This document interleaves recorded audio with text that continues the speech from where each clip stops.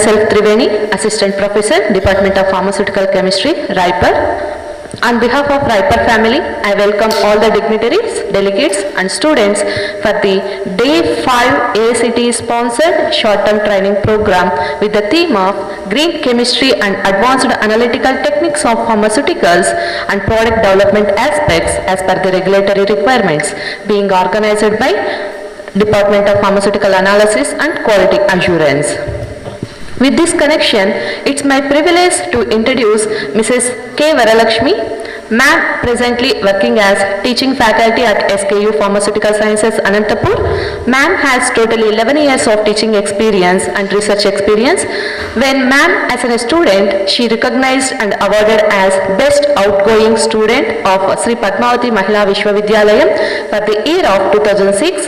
As a faculty, Ma'am received NSS State Award Best Program Officer conferred on 24th September 2019 in Yogi Vemana University. In the year of 2016, Ma'am received as Best Teacher Pharmacist Award from the Indian Pharmaceutical Association Anantapuram Local Branch. Ma'am appointed as Nodal Officer for Andhra Pradesh for West Zone Pre-Republic Day Parade Camp 2019 organized in HNGU, Patan, Gujarat. Ma'am served as Anantapuram District Nodal Officer for the conduct of District Youth Parliament 2018 appointed by Ministry of Youth Affairs and Sports, New Delhi. Ma'am has IPA Life membership and served as Local Executive Council member from 2016 to 18.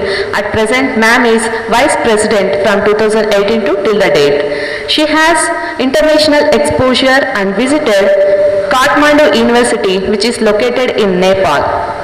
Ma'am authorized one book and she published many articles in various national and international journals. Ma'am organized 2 university-level youth leadership training programs as a convener in the SKU campus. With this brief introduction, I invite Mrs. K. Varalakshmi to take over the section on green chemistry, challenges and opportunities. Ma'am, please welcome.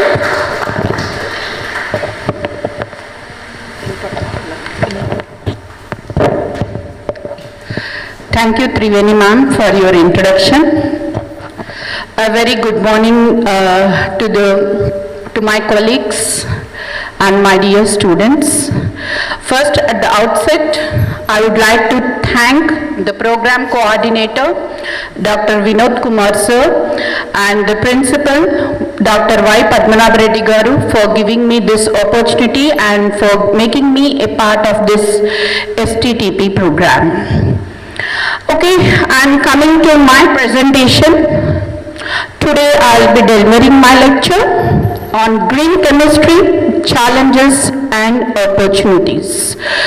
During my presentation, I'm going to cover why this particular green chemistry came into the picture during this research period. Along with that, what is the goal of the green chemistry, the principles and the challenges what the chemists are facing, and various opportunities for the green researchers. First, yes, before going to the topic green chemistry, what is chemistry and is it really that much important in our daily life? Anyone? Can anyone say any or one daily activity which doesn't involve any chemical or any chemical process? I think we won't get the answer, because the day we start, it definitely involves one or the other chemical or the chemical processes. The food we take, the air we breathe, and whatever the emotions we feel definitely involves the chemicals. Is it not? The neurotransmitters that are present in the body are nothing but the chemicals, and the process that is going in our body also involves a lot of chemical reactions. So the chemistry, undoubtedly we can say that it is the best part in our life, isn't it? So it has a lot of significance. Instead of that, There are a lot of talks regarding the chemical industry and the processes too. We can't deny that also, is it not? Because when the chemistry or the chemical reactions are important, then we may not talk about the Vizag incident too. You might have learned that styrene gas release in the Vizag, where a lot of people suffered many of the health complications along with that few died too, isn't it? Why that happened? Why? Anyone? Continuous storage of gas. Yeah, continuous storage. That means it is left untreated or it is not taken care of that and it is left as such during the period of Corona, and after that it was because styrene is a monomer. When it undergoes polymerization process, what happens? It will be vaporized and it is leaked into the surrounding environment, and that caused the major accident. So when the people are pricing the inventions, along with that there are a lot of discriminations too in the chemical industry. So in order to have a balance, because when we are moving ahead, we need to walk with the nature. We need to walk with the environment. Why? Because if we are progressing in one particular area, that means if we are healthy, it's not that we are growing, we are progressing. If we want to progress, the society or the people should be healthy. Along with that, the environment should also be healthy. Then only we can say that we are in progression. Because of such complications, the picture of green chemistry came into existence. And yes, well, this is the reason why we should think of green chemistry. See, this is not the concept only for the researchers that we need to go for green synthesis. It is a very important concept for the sustainability in the world too.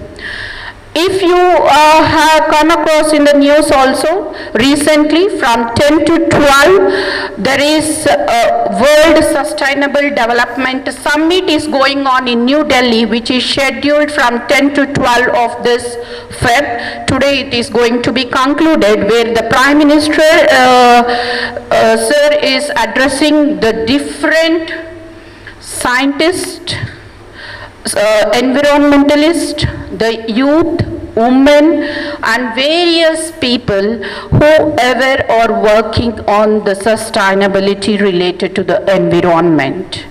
Because the togetherness, the minds, the bright minds, when brought together, we can achieve something. With the motto of this summit has been organized, and various governments of different countries are being the participants in that summit.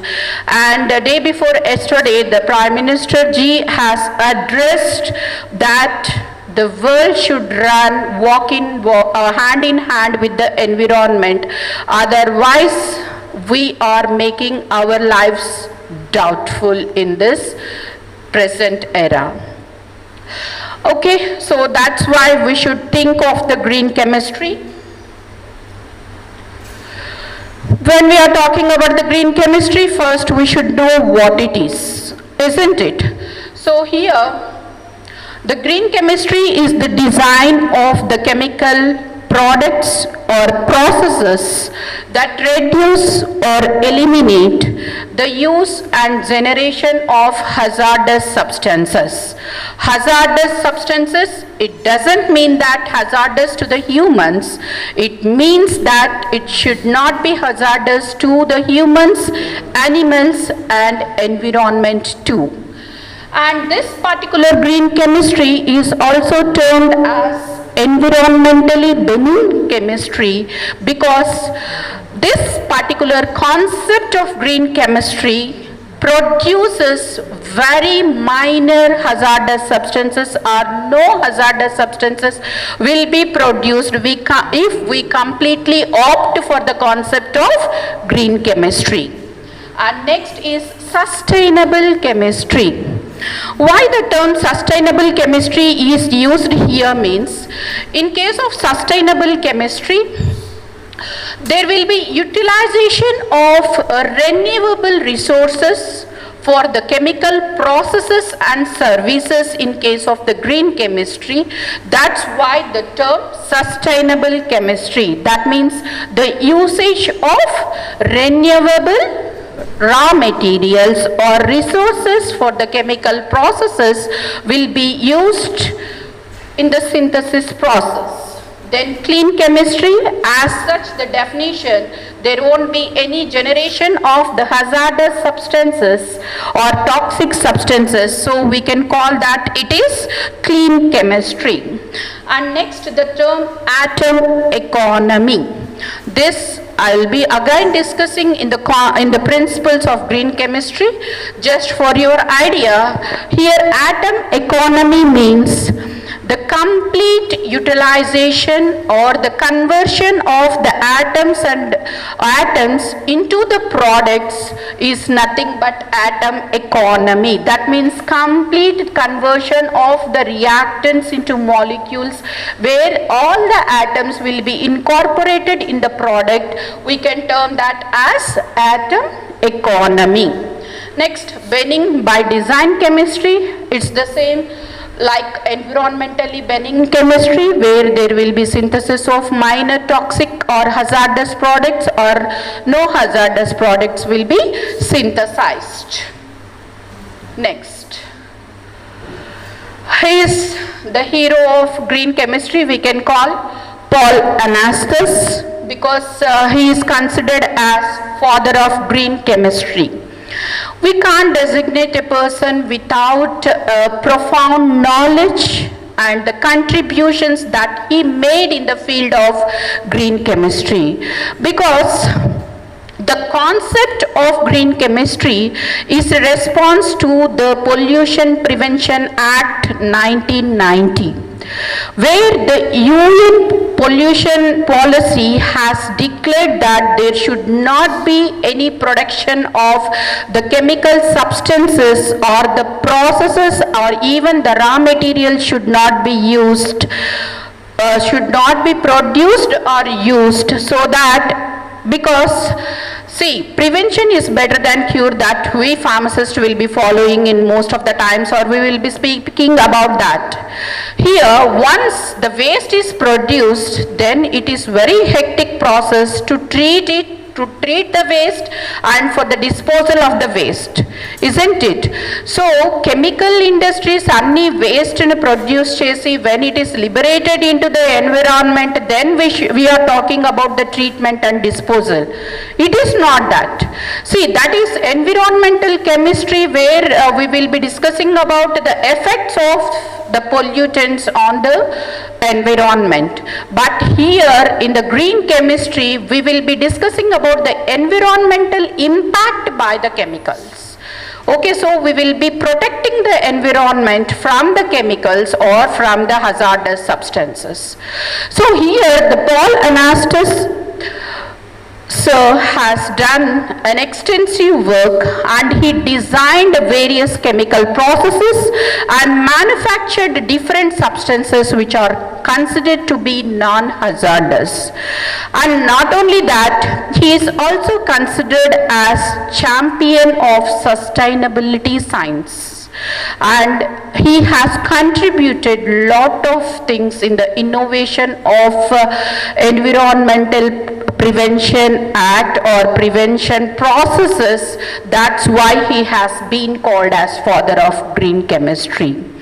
Okay, so further we'll move to that.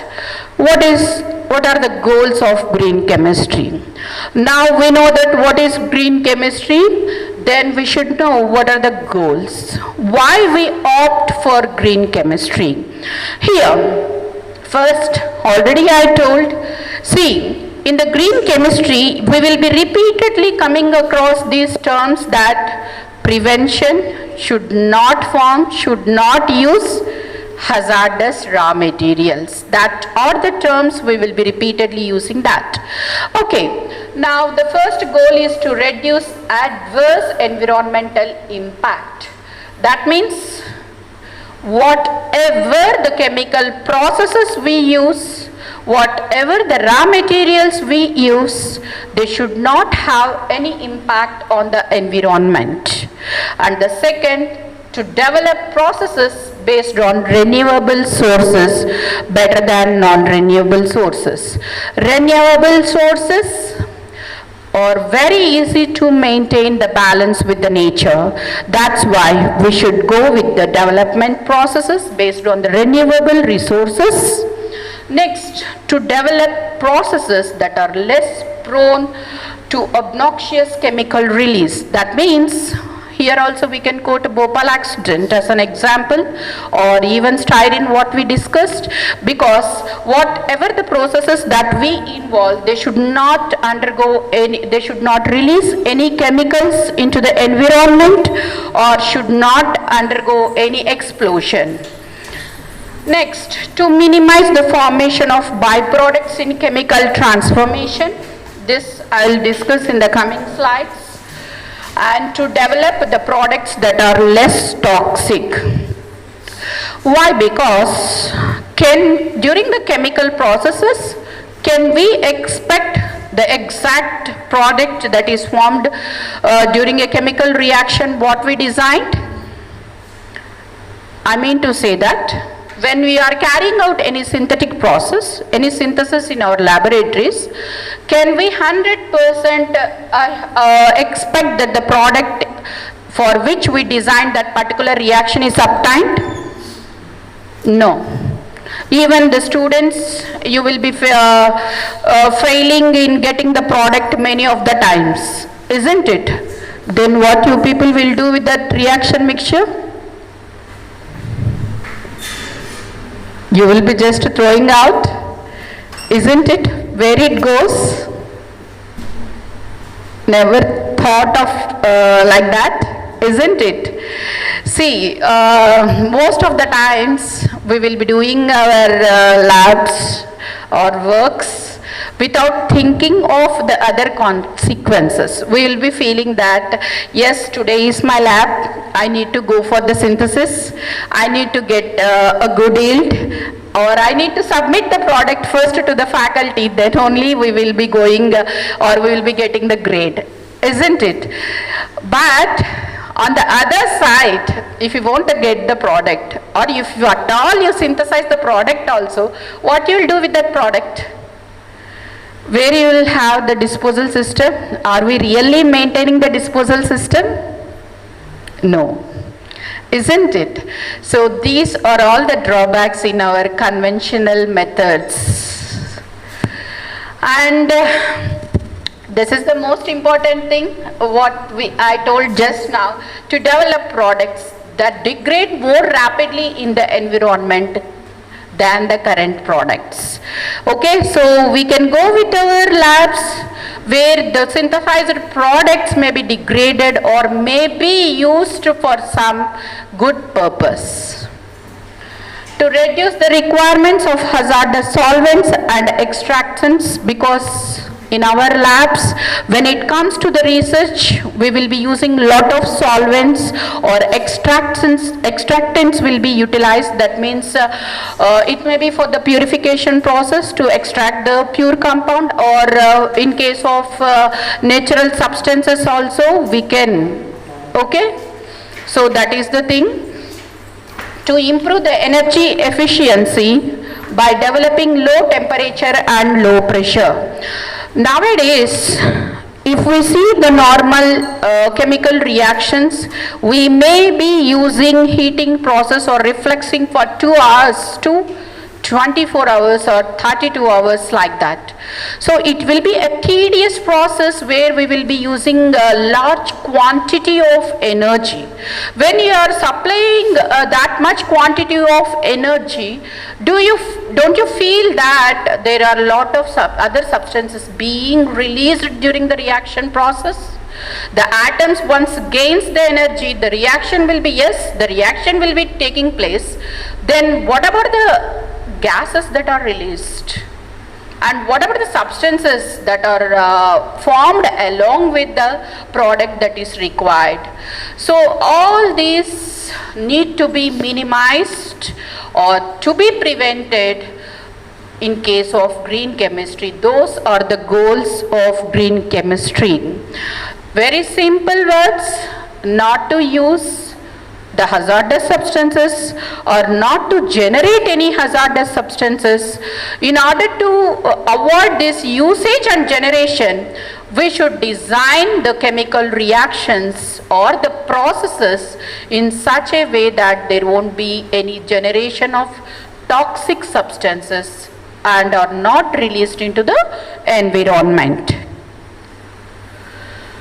Yes, after goals, it is the thing that we need to discuss is the principles of green chemistry. On what basis? Because when we are discussing about the principle that is involved in a chemical reaction or in an analytical technique, we will be discussing that what is the basis, on what basis that particular procedure is going to take place, or on what basis the synthesis will be, reaction between the two reactant will be occurring. On similar basis, there are 12 principles in case of green chemistry. Okay. First one, see here you can clearly see, to prevent the wastage, maximize the atom economy, less hazardous chemical synthesis, safer chemicals and products, safer solvents and reaction conditions, increase the energy efficiency, use of renewable feedstocks, that is nothing but the raw materials, to avoid the chemical derivatives, usage of catalyst, design of the chemicals and products to degrade after the usage, to analyze in real time in order to prevent the pollution, and finally to minimize the potential for accidents. Okay, first we will see one by one. First is the prevention.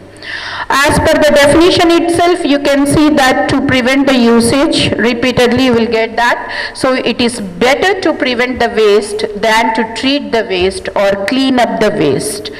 The best example I can quote is this. See, this is Love Canal, which is near the Niagara Falls in New York.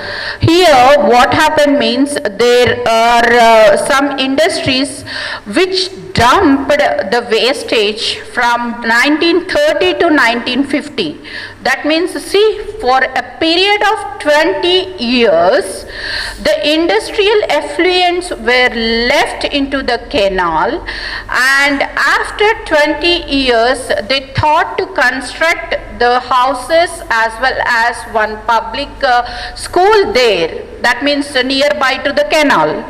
Then after few days, they noticed that there are some birth defects for the newborn child, and for 5 to 6 years they suffered a lot. Even the ecologist went there, they have done lot of work to find out the reason, and later they came to know that 82 chemicals were found in the groundwater. That means the continuous effluents that were left into the canal were accumulated, and they were contaminated the drinking water. Because of that, they suffered a lot of problems. Why? Because it is as such released into the canal. Okay, so if that has prevented, then there won't be any problem, isn't it? Ala enta mandi defective ga putti, how they might have led their life, isn't it? How horrible the life would be if we won't understand the surrounding environment. It is really horrible to imagine a life when our surrounding environment gets polluted or if we face such kind of problems, isn't it? So that is one of the best example we can have under prevention of the waste formation. Next, atom economy. This is very important. For a chemist, the atom economy need to be considered. Why? Because the efficiency of any reaction process depends upon the percentage of yield what you will be calculating in your practicals.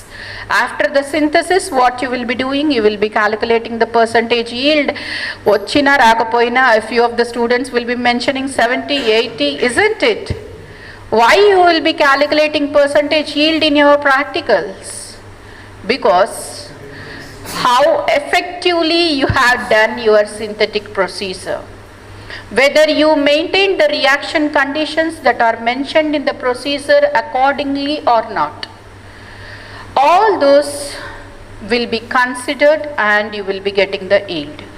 So the term atom economy is nothing but a process which need to be designed in such a way that whatever the atoms that are present in the reactant molecules need to be incorporated during the process in the final product. Okay, so the atom economy defines how much of the reactants are utilized in the formation of the product during a chemical process. Okay, here see, this is the percentage yield what we will be generally calculating in the labs, that is actual yield by theoretical yield into 100, we will be getting the percentage yield. And now, what is atom economy? Here, this is nothing but the formula weight of the atoms utilized, then formula weight of all reactants into 100, you will get atom economy. So the percentage of atom economy is nothing but the formula weight of the atoms utilized to the formula weight of all the reactants. When multiplied into 100, you will be getting the atom economy.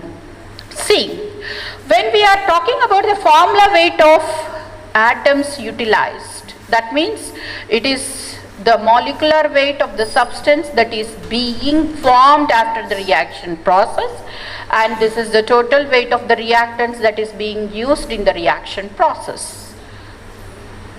Suppose if you take this is styrene and peroxychlorobenzoic acid, that is epoxide will be formed. See, if we take this as the reaction, we will be generally talking, these are the two reactants which we will be getting a product. And then you will be calculating the percentage yield. After calculating, have you ever thought of these questions? What is missing in the calculation of percentage yield? What are the co-products that are formed? What is the waste that is being generated? Is the waste benign waste, that means non-hazardous or not? Are the co-products benign or usable? How much energy is required for the process, and further purification steps are required or not, and what are the solvents used, and is that catalyst is really workable in the process or not? These are the questions which we need to think of while calculating the percentage yield.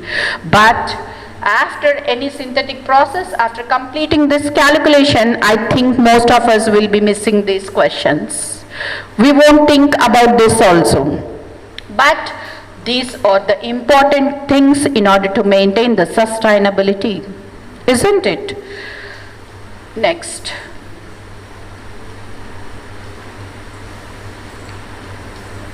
Depend.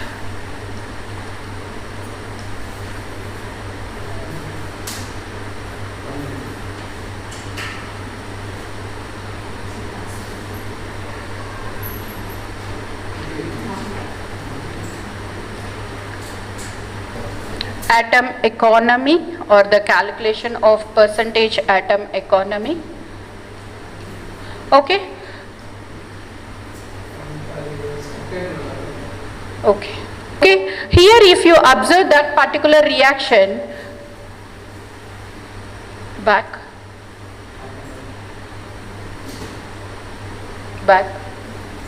Yes. Okay. So when you see this particular reaction, what we will be observing in our laboratories is up to this step. That means what the reactants and what is the product formed. We never think about this byproduct that is formed, isn't it? So what is this product and what will be we doing with this? Nothing, isn't it? So there is certainly the loss of chemical reactants. That means there is no complete utilization of the reactants what we are using during the chemical processes. Okay, so if we assume that 100% yield, means what? There should be 100% desired epoxide should be formed, isn't it? When we say that you got 100% yield or 99 also, you will get 1% of this metachlorobenzoic acid. Okay, so 100% yield means only epoxide need to be formed but not the metachlorobenzoic acid. And here the actual atom economy is only 23%. That means, see, what is the difference between the percentage yield and atom economy? Here, the atom economy is only 23%. And the left out is 77% where there is complete generation of the waste.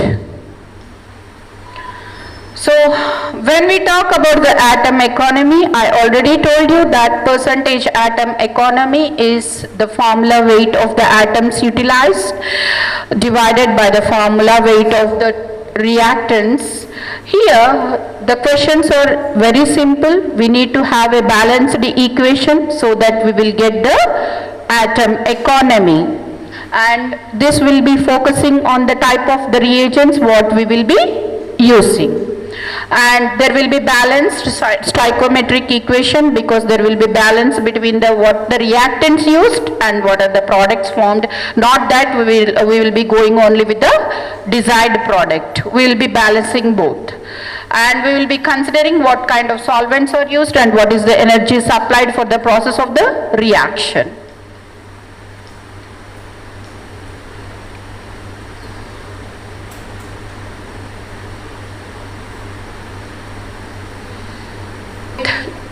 The third principle, that is less hazardous chemical synthesis.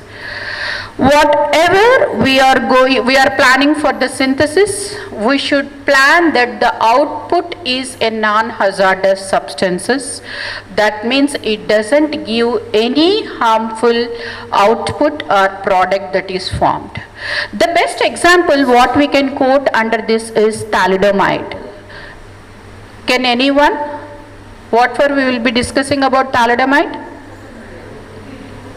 Limbless child, isn't it?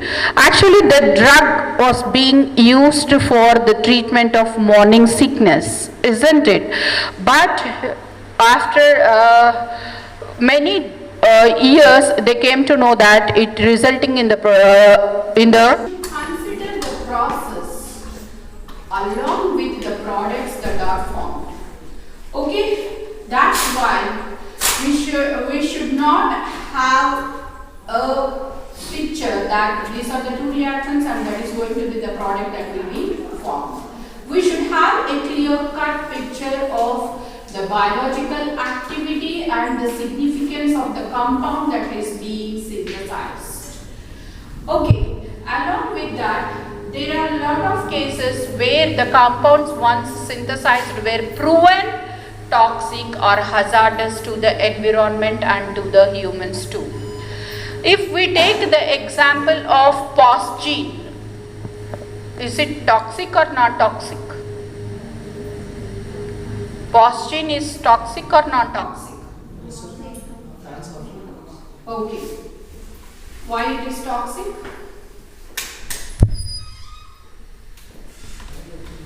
Why? Okay, yes, you are right, it is toxic, and during that polycarbonate synthesis, the process, there are formation of usage of this phosgene along with the dichloromethane. Because of the usage of these two substances, because the phosgene is also toxic along with the dichloromethane, and this particular the polycarbonate synthesis in the conventional method involves the usage of both phosgene as well as dichloromethane. Okay, in the later processes it has been replaced in the green chemistry and no more phosgene and dichloromethane is used for the synthesis process. Okay, this is the third principle where there will be minimization, or we should prevent the generation or the synthesis of hazardous substances. Okay, next principle will be designing safer chemicals. That means whatever the chemical products that we design should preserve the efficacy of the function while reducing the toxicity. What it means? That means whatever the chemicals we are using for a process should be utilized for the purpose. That means if we are using for the synthesis of some anti-inflammatory drug, then the purpose need to be served and it should not release any hazardous substances during the chemical process. That is designing the safer chemicals, and there are lot of examples being noted when you go across the sites regarding the hazardous chemicals that are being unknowingly used. For example, anti-foulants that will be used or that will be mixed in the paints. Okay, see that includes tributylene tin oxide is used in order to kill the organisms that will producing foul smell for this containers. That means large ships anni evaithe untayo daniki foul smell raakunda tributylene tin oxide will be used, okay, as antifoulants. But what is happening here, this tributylene tin oxide won't undergo any degradation process and it is completely being accumulated in the aquatic animals. And once this aquatic animals are getting accumulated with that particular chemical, you all know that once any chemical enters into the ecosystem, then what happens? Entire ecosystem will be disturbed. Okay, so that is the fourth principle for the designing of safer chemicals, where before using any chemical, we should not see for the purpose what we are using. We should also think about the consequences, or we should have a study that is related to the effects once it is released into the water also. Thank you. Okay, next it is usage of safer solvents and auxiliaries. This is the term which will be used for those substances or the solvents which are used for hastening or fastening of the reaction. Okay, so here whatever the solvents which we will be using, that means for the separation, maybe for the purification process, for separation or for the extraction, we need to see that whatever the solvents we use should be safer. Design of energy efficiency, that means I told you in the synthetic labs we will be carrying out the chemical processes even for 2 days, 72 hours, isn't it? And completely we will be going for the reflexing also. In such case we should think of energy efficiency. That means we should design the chemical processes where it will be going with low temperature or at ambient temperature and low pressures also. This is the most important thing, the usage of renewable feedstocks, that means renewable resources should be utilized as the raw materials in the design of the processes. When we use renewable resources as the raw materials, there won't be any concept of pollution, because if you take the example of this is only just example. That means whatever the solid waste papers that were there and the agricultural residues along with the wood and paper mill sludge, these three when combined it will be used in the production of levulinic acid, and this levulinic acid is a basic precursor for the synthesis of number of compounds and the reagents. Okay, so this particular example, this is just I'm quoting one example, that means where we can use the renewable resources as raw materials for the synthesis of very important synthetic tools to reduce the derivatives. Okay, that means, see, to reduce the derivatives means what? During the chemical process, we should think of the functional groups that are present in any molecule where they are directly reacting in order to get a product. Sometimes what we will do, when a particular compound is having more than one functional group, we will be going with the protecting groups where we will be protecting one functional group, then the reaction will be further carried out. So we are adding chemicals to the reaction process. In order to avoid that, we can go for the direct derivatives or the direct usage. Then design of degradation, that means whatever the chemicals that are formed as byproducts need to be in such a way that they will be degraded in the nature without further harming the environment. For example, see this, you might have heard chlorofluorocarbons, they won't break in the nature once they are released into the environment, and they will be causing the depletion of ozone layers. So we need to prevent all this usage. And next is the real-time analysis for pollution prevention. This is the most important step in order to prevent the release. Actually here we need to question ourselves, what do you need to know in a chemical process or in any analytical technique? And second thing, how do you get this information? That means by what process or technique we are going to establish the information that we need, and how long does it take to get it? Okay, so what we need and what we need to do for getting the information what we require. Accordingly, we need to plan the analytical techniques without using much of the solvents and processes.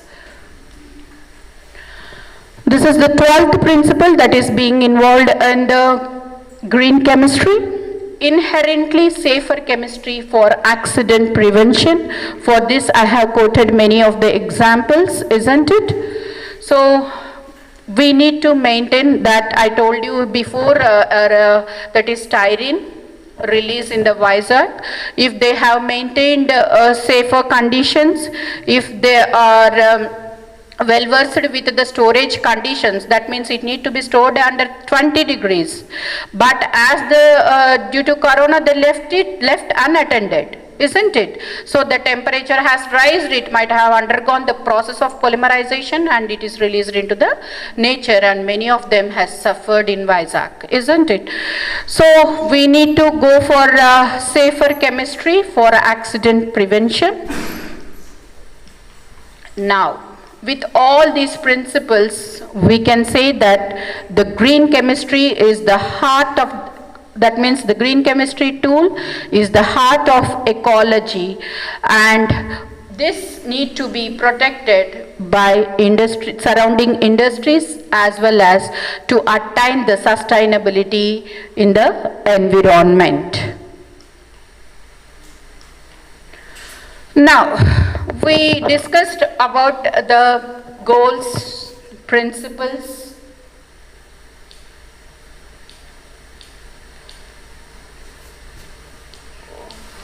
Okay, now we will concentrate on the challenges for the chemist.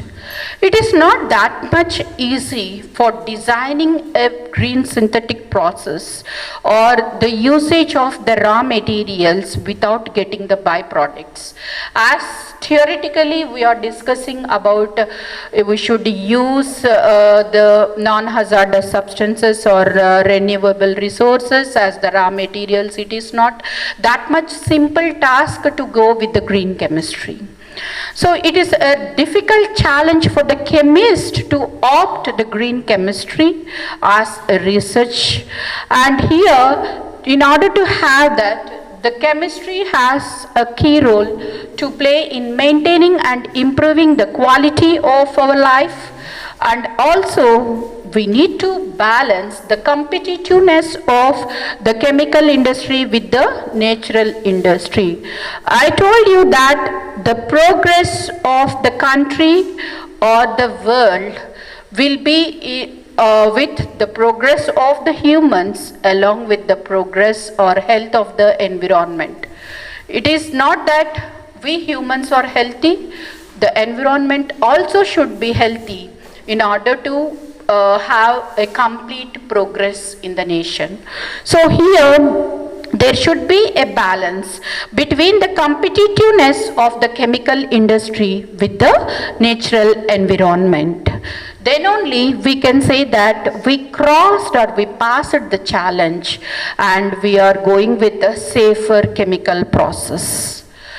So this role for chemistry is not earlier recognized by the government or the public, because if you see the statistics, most of them in European Chemical Industry Council has carried out a survey in 1994, and according to that, 60% of the public are against the industries or the chemical reactions or the chemical processes, because what the bitter experiences the public has tasted will be in their minds and not the progress what the country or the nation achieved by sharing the economy of the country.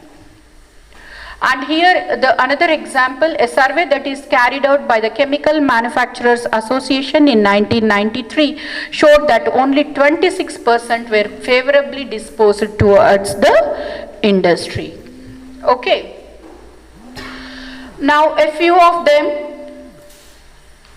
again.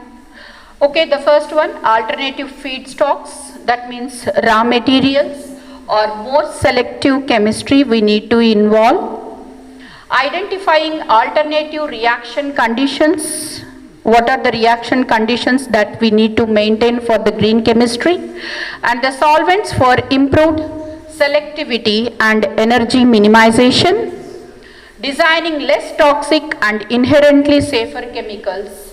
These are the ideal combinations that are need to be considered by the chemist.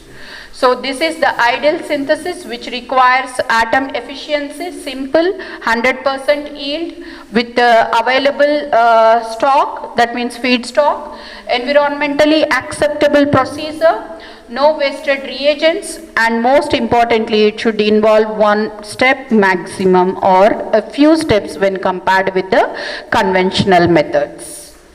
Most important, safety.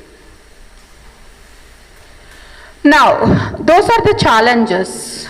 In order to make aware of the researchers regarding green chemistry and to encourage the industry people along with the academicians, a few countries had taken few steps to recognize the persons who have extensively doing their contributions in the area of green chemistry.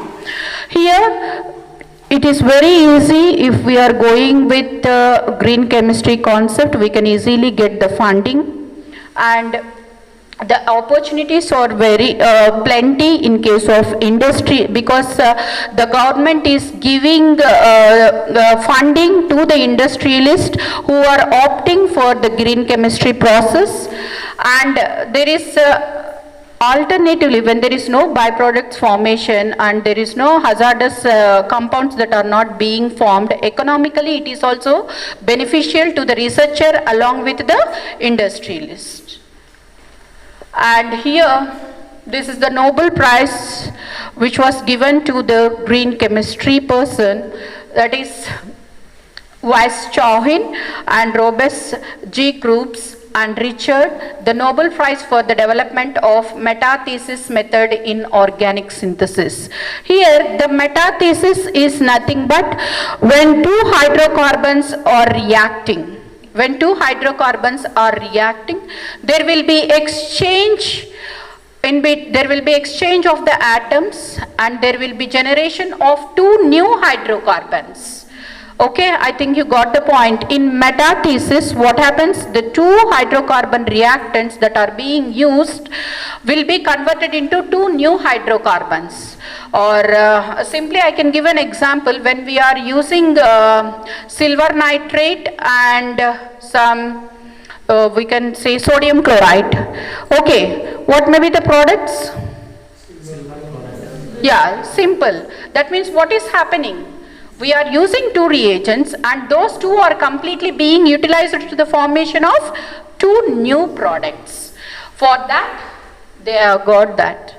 That means నేను చెప్పినంత simple గా that silver nitrate and sodium chloride, that much simple work they might have not done. Okay, I just quoted the example. So the Nobel Prize has been awarded for this scientist who worked in the area of green chemistry. Okay, then global recognition. Here, the Australia has presented Green Chemistry Challenge Awards. Every year they will be giving the awards in this particular area. And Canada, they will be giving medals. And Italy, okay, from 99 they are recognizing the scientists or researchers whoever working in that particular area. Similarly, UK and USA. Okay. And finally, I'll be quoting a few examples. Synthesis of acetaldehyde.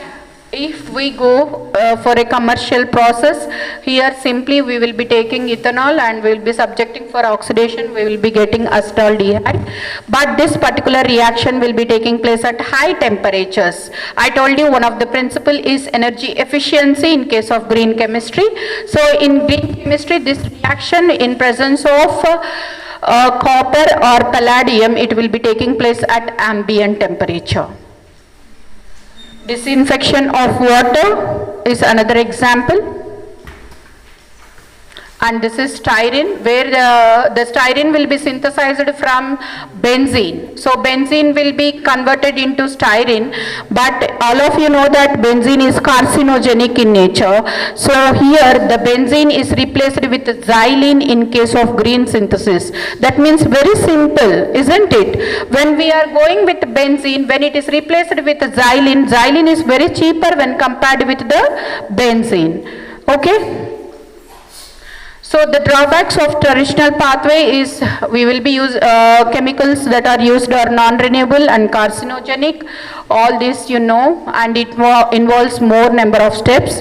But the barriers is lack of awareness in using the green chemistry tools.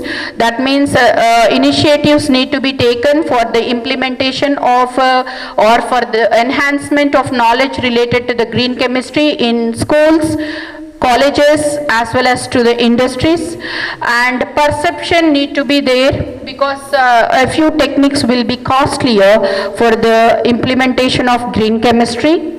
And finally, we can say that green chemistry is not a solution for all environmental problems, but the most fundamental approach in order to prevent the pollution. Okay. Thank you for giving me this opportunity.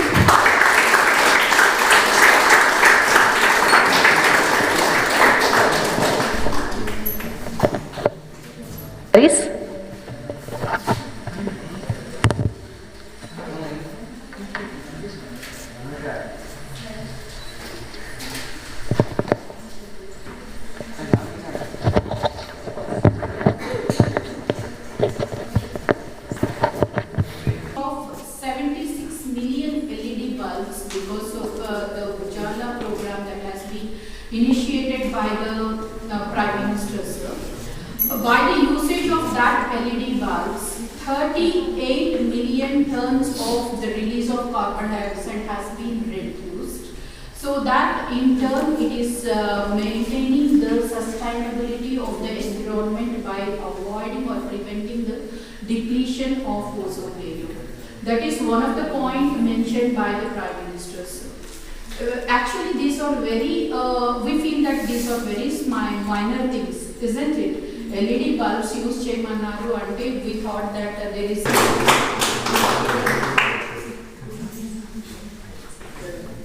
Especially UV clusters, analysis people will be using more amount of astronacrid. Simply, we will be throwing one trial is wasting, second will be throwing. But how harmful that astronacrid we have been in the slide, have been seen in the slides. So that's why while we are using the chemicals, be cautious and think that whether it is essential or not. Why? Because if we are using like that means then we are spoiling the nature or environment. So take care while you are using the chemicals. when you are using the chemicals or the solvents, how you are getting exposed, what is the minimum maintenance what you need to do while using the chemicals, personal hygiene need to be maintained. Along with that, మీరు చేసే ప్రతి process you think what is the actual yield you are getting, what are the byproducts that are formed.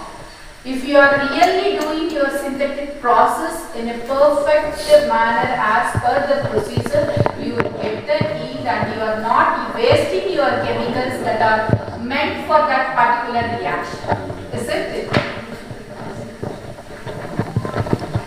Thank you, ma'am, for giving excellent talk on green chemistry challenges and opportunities. Ma'am started from basics of green chemistry, goals and principles, importance of atom economic calculation, how to design safer chemicals, design for degradation, real-time analysis. You given excellent talk, ma'am. Thank you so much for that. And now I invite Dr. K. Ramakrishna sir and Dr. K. Vinod Kumar garu to provide certificate and memento for the speaker.